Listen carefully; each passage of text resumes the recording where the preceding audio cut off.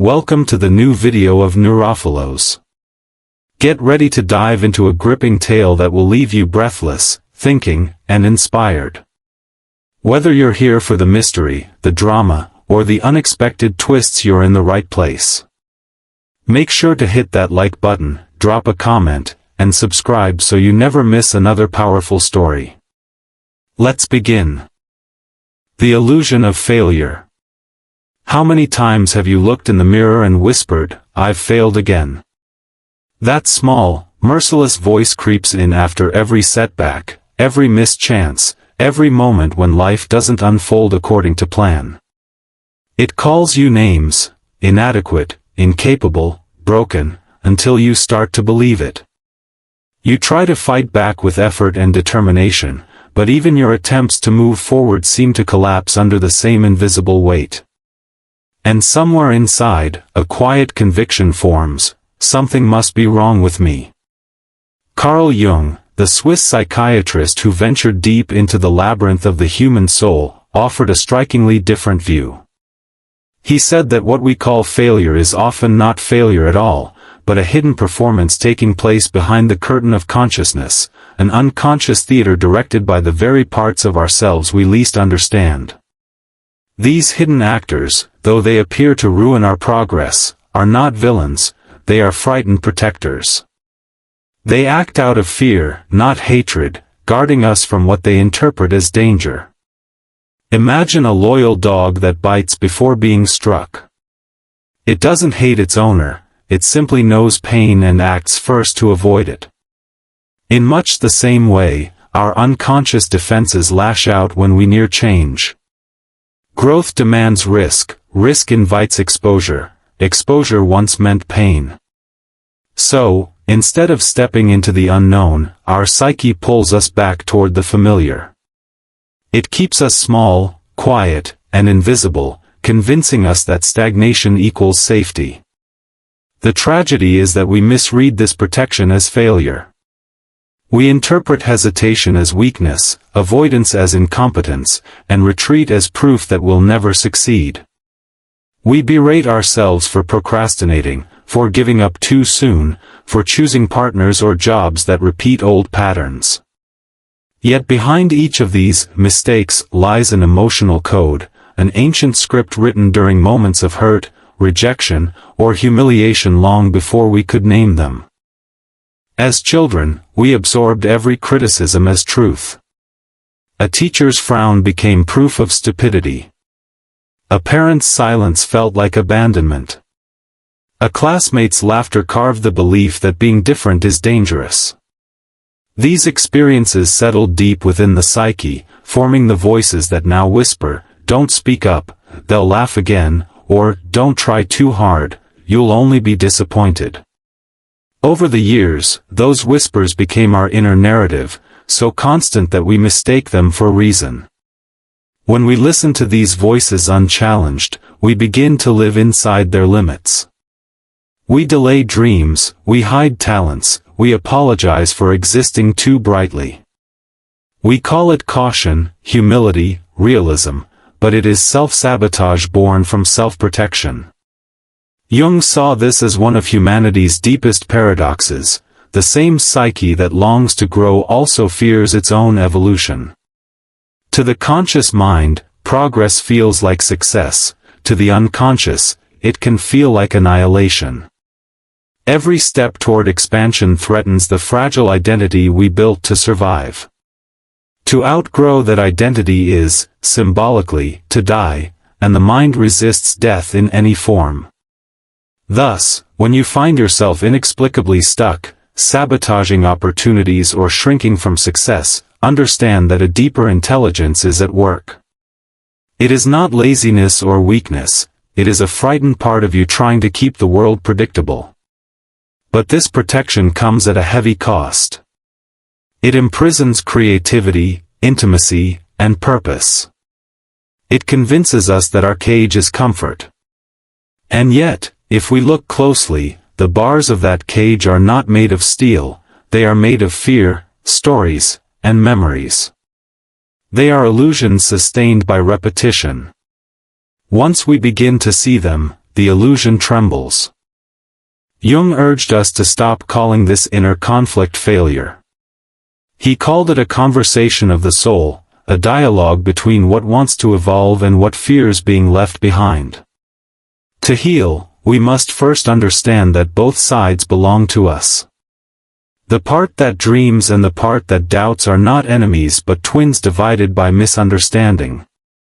The path forward is not to silence the fearful voice but to question it gently. What are you protecting me from? What pain are you afraid I'll repeat? When we ask these questions with compassion instead of contempt, the saboteur begins to reveal its true nature. We start to see that it is not trying to destroy us, it is trying to prevent us from being hurt the way we once were. It carries old wounds that were never properly mourned. This realization changes everything. Failure becomes feedback. Sabotage becomes a signal. Each obstacle turns into a message from the unconscious saying, something here still hurts. And once we learn to listen rather than fight, we open the door to integration, the process by which our scattered parts return home.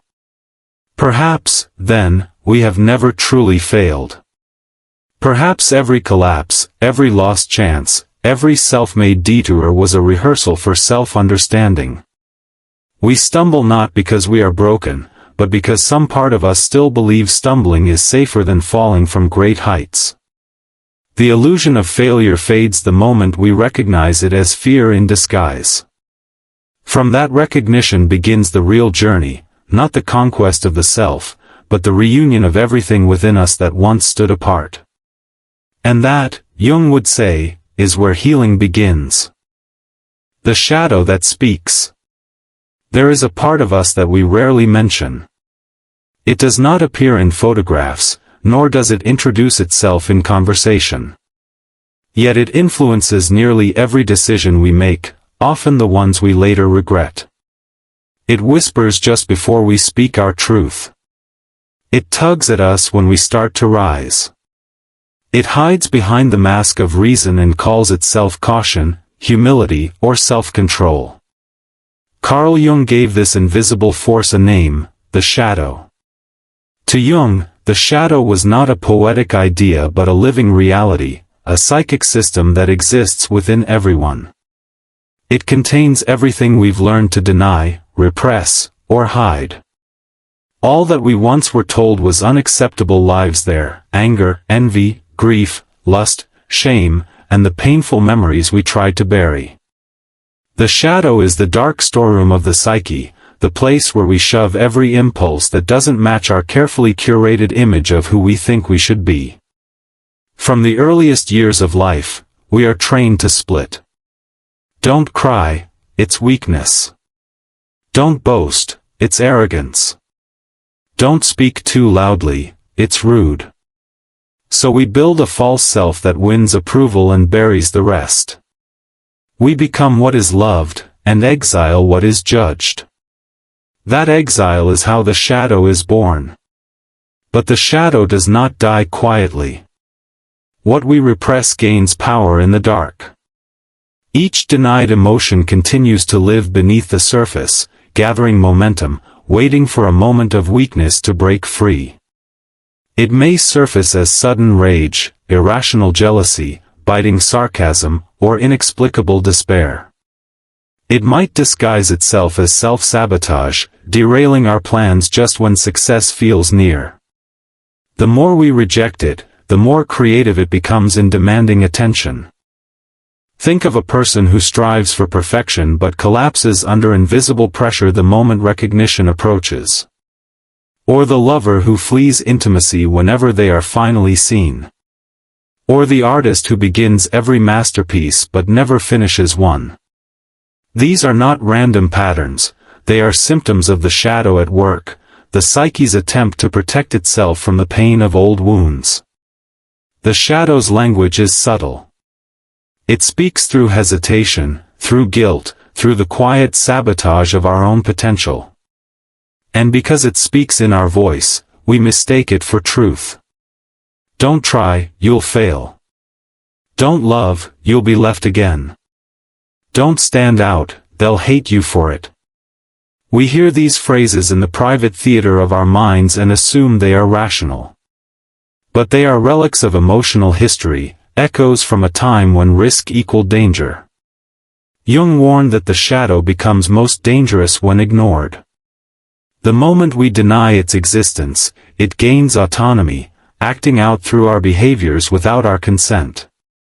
That's why he wrote, "Until you make the unconscious conscious, it will direct your life and you will call it fate." Every repeating disappointment, every familiar heartbreak, may not be fate at all, but a psychological pattern replaying itself in disguise. The shadow is not evil. It is primitive, guided by one ancient instinct, survival. To the shadow, safety is found in the familiar, even if the familiar hurts. Growth, love, and freedom require exposure, and exposure feels fatal. Thus, it does its job, keeping us in the known, where rejection and loss seem less likely. In doing so, it often sabotages exactly the things that could heal us. Recognizing the shadow demands courage. It means confronting the parts of ourselves we most dislike, the jealousy we hide behind virtue, the resentment buried under politeness, the selfishness disguised as selflessness. It requires us to look in the mirror and admit that we, too, are capable of cruelty, envy, and deceit. Yet Jung believed that this admission is the threshold of maturity. One does not become enlightened, he wrote, by imagining figures of light, but by making the darkness conscious. To meet the shadow is not to become darker, it is to become whole. When we acknowledge it, something remarkable happens, its power begins to fade. The unconscious loses its grip the moment it is named. What once erupted as destructive behavior transforms into information, a message from the depths about what still needs care. The anger we feared may reveal a boundary that was never honored. The envy we hid might point toward a dream we have abandoned. The sadness we suppress may simply ask to be witnessed. Awareness turns monsters into messengers. In that awareness, we see that the shadow is not trying to ruin us, it is begging for inclusion. It wants a seat at the table of the self, not to dominate, but to be heard. The shadow longs for acknowledgement because only acknowledgement can dissolve shame. And once shame dissolves, the shadow softens, its claws retract, its whispers quiet. That is the first step toward freedom. When you notice yourself hesitating, procrastinating, or criticizing your every move, pause. Ask gently, who within me is afraid? Listen closely. The answer will not come as thunder.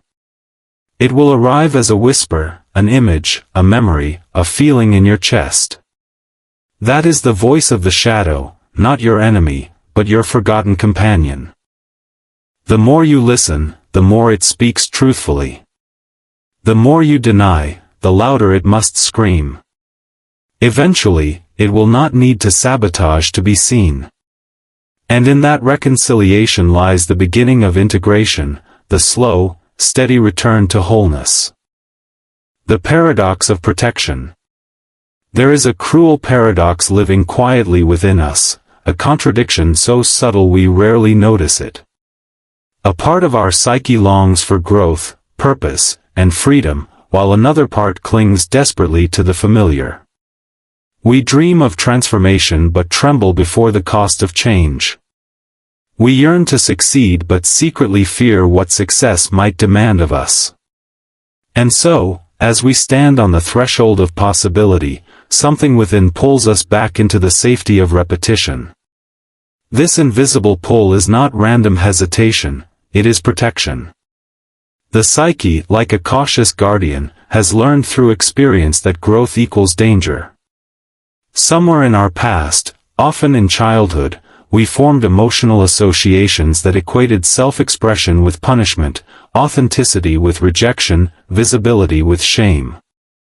Those experiences may have been fleeting, but the feelings they created imprinted deep codes in our unconscious. And those codes still run the system today. Imagine a child who spoke up at home, only to be told, "Be quiet, no one wants to hear that." Or a child who felt proud of an achievement, only to be mocked or ignored. Or a child whose joy was met not with encouragement but with criticism or control. That child learns fast. They learn that standing out is dangerous, that confidence invites attack, and that love feels conditional. The world, through the child's eyes, becomes a place where safety depends on smallness. Fast forward 20 years, the child has grown into an adult with dreams, ambitions, and a hunger to be seen. But when opportunity appears, so does the same visceral fear. The body tightens, the heart races, the inner voice whispers, "Don't risk it."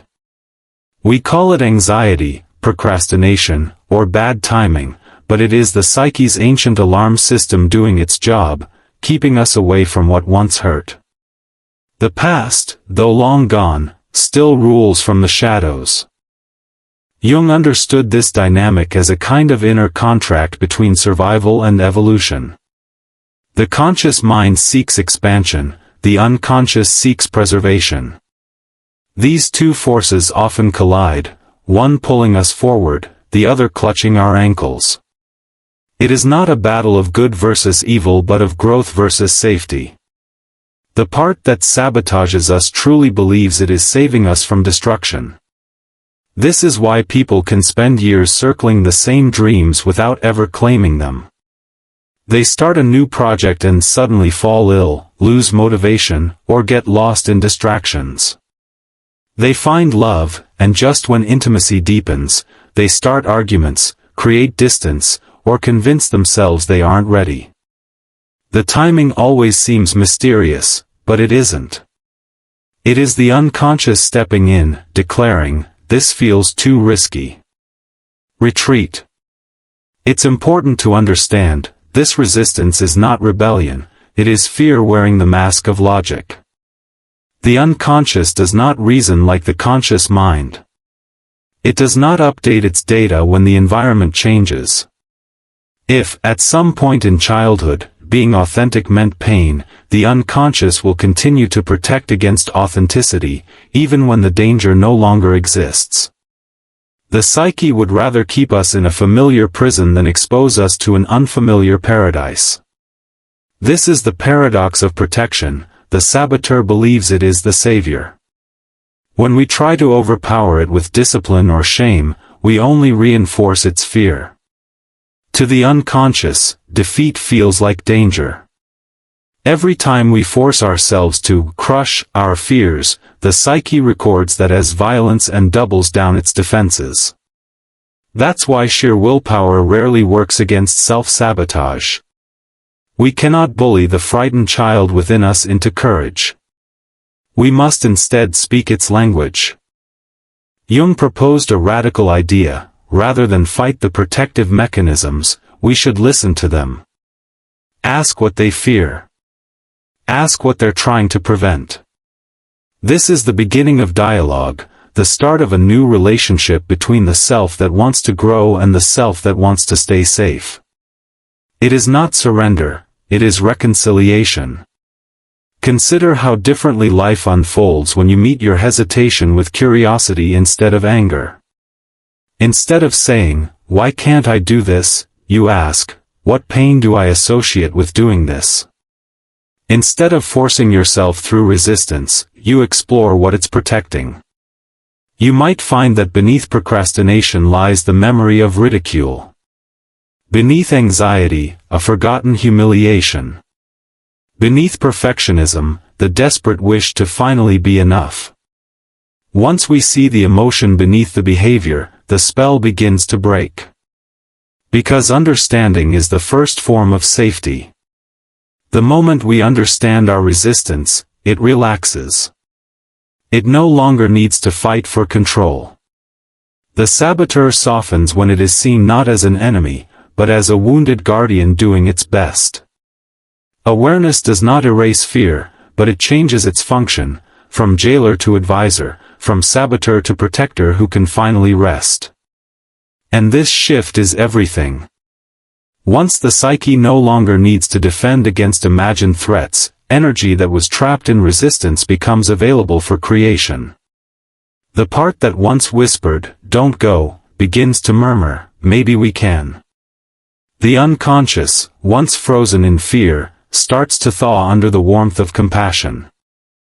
The paradox remains: protection still lives within us, but now, it can coexist with growth. We do not have to destroy the guardian to move forward, we simply have to teach it that we are no longer the helpless child it once protected. We are grown now. We can handle risk. We can survive visibility. We can endure rejection and still rise. And in that quiet realization, the walls of self-sabotage begin to crumble, not by force, but by understanding. Dialogue with the darkness. Most of us spend our lives trying to silence what hurts. We cover our insecurities with discipline, disguise our fears as reason, and bury our anger under politeness. We promise ourselves that if we can only overcome, outgrow, or outwork our weaknesses, we will finally be free. Yet freedom never arrives, because what we call weakness is not an enemy to defeat but a messenger we keep refusing to hear. Carl Jung offered a radical alternative.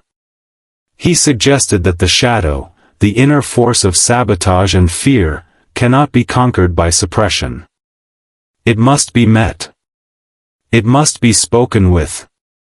It must be known. No one becomes enlightened by imagining figures of light, he wrote, but by making the darkness conscious. The journey, then, is not about climbing into the light, but about descending with a lantern into our own depths.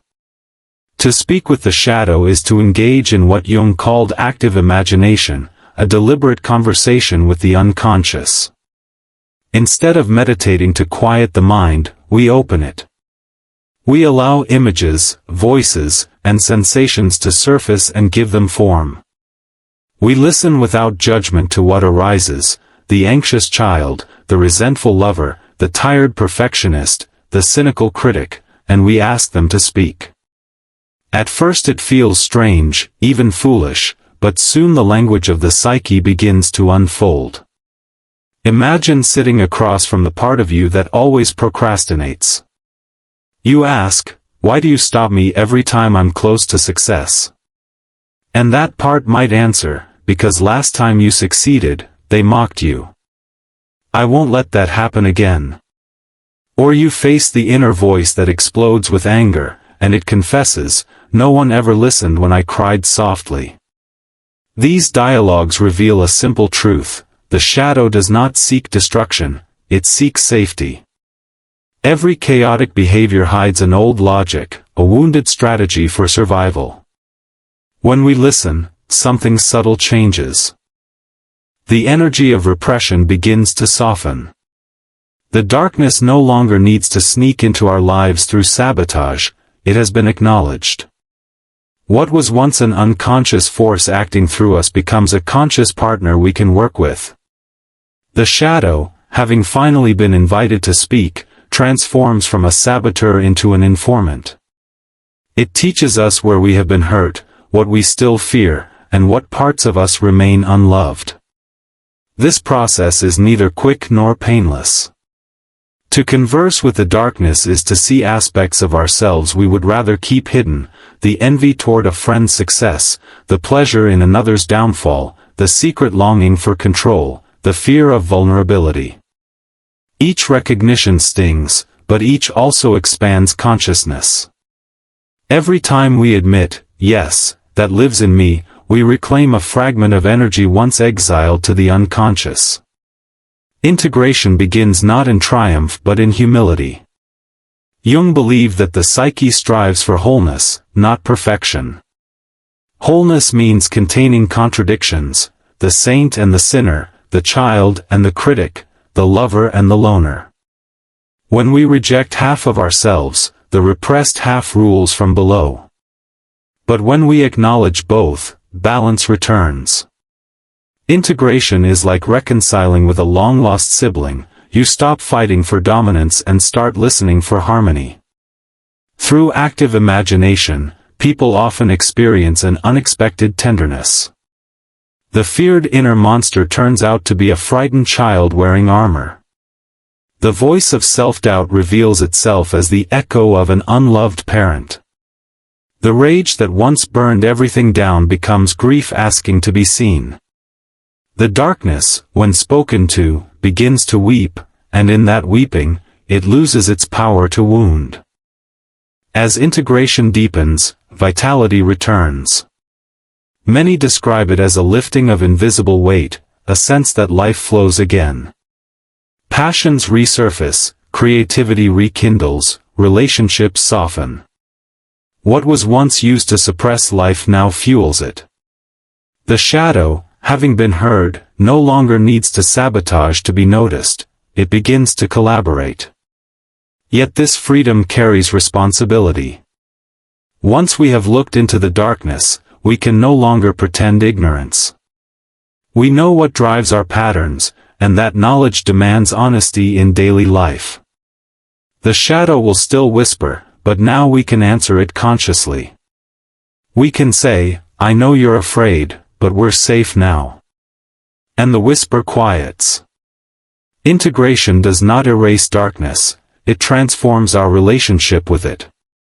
We stop being puppets pulled by unseen strings and become the choreographers of our own dance. The light does not conquer the night, it learns to shine within it. The shadow remains, but as a companion rather than a captor, a keeper of wisdom instead of a saboteur. This is the meaning of dialogue with the darkness, not a battle, but a reunion. When we cease to fight our fears and start to converse with them, we recover the full spectrum of our humanity. The voices that once dragged us backward begin to walk beside us.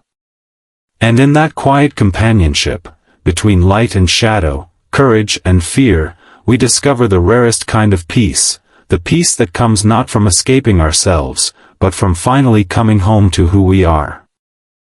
Turning shadow into power. Every emotion we run from contains a hidden spark of life. Anger, jealousy, shame, fear, we label them as flaws, as proof that something in us is wrong. But in truth, these emotions are not poisonous, they are potent. They are raw currents of psychic energy that have lost their direction. Jung saw them as fragments of vitality exiled to the unconscious, waiting to be reclaimed. Where there is fear, he said, there is power. When we repress these energies, they fester. They turn inward as self-criticism, fatigue, and anxiety. They leak out through self-sabotage and endless repetition of the same mistakes. But when we begin to understand them, to name them, to sit beside them instead of banishing them, they start to change form. Fear becomes awareness. Anger becomes strength. Shame becomes sensitivity.